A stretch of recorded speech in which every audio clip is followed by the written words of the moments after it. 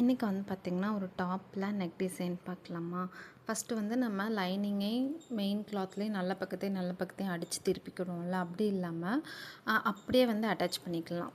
Main கிளாத்தோட உள்ள பக்கம், lining கிளாத்தோடைய உள் பக்கம் ரெண்டுத்தையும் அப்படியே வச்சு அட்டாச் பண்ணிவிட்டு மீதி இருக்கிற கிளாத்லாம் கட் பண்ணி எடுத்துகிட்டு அதுக்கப்புறமா அந்த நெக் டிசைனை வந்து வச்சு ஸ்டிச் பண்ண போகிறேன். நல்ல பக்கத்துக்கு மேலே அந்த டிசைனை நம்ம கேனில் வச்சு கட் பண்ணி எடுத்து அயன் பண்ணி வச்சுக்கிட்டேன்.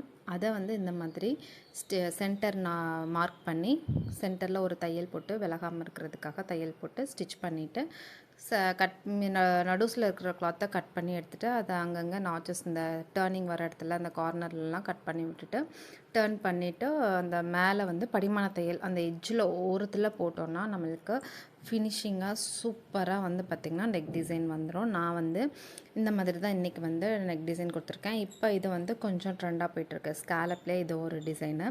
இது வந்து பார்த்திங்கன்னா ஒரு சாரீ தான்.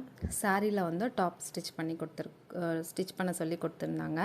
மேலே வந்து பார்த்திங்கன்னா ஒரு குட்டி பார்டர் வரும் சாரீ மேலே, நம்ம மேலே சொருவோம் இல்லையா அந்த இடத்துல. அது வந்து பார்த்திங்கன்னா ஹைட்டே மொத்தமே இவ்வளோ தான். அதை வந்து கட் பண்ண முடியல. ஸோ அதையும் வந்து ஒரு சின்ன டிசைன் மாதிரி இருக்கும். அந்த ஷோல்டர்கிட்ட பார்த்திங்கன்னா ஒரு கோல்டன் கலர் வரும். ஸோ வச்சு ஸ்டிச் பண்ணியாச்சு. கீழே வந்து பார்த்திங்கன்னா இந்த மாதிரி பார்ட்ரு வரும். ஃப்ரண்ட் அண்ட் பேக் ரெண்டு பக்கமும் டாட் பிடிச்சிருக்கேன். ஃப்ரண்ட் அண்ட் பேக்கில் வந்து ஃபுல்லாக டிசைன் இருக்கிறதுனால கை வந்து ப்ளைனாக வச்சுருக்கேன். ஸோ இந்த டிசைன் எப்படி இருக்குன்னு மறக்காமல் கமெண்ட்டில் சொல்லுங்கள். பாய்.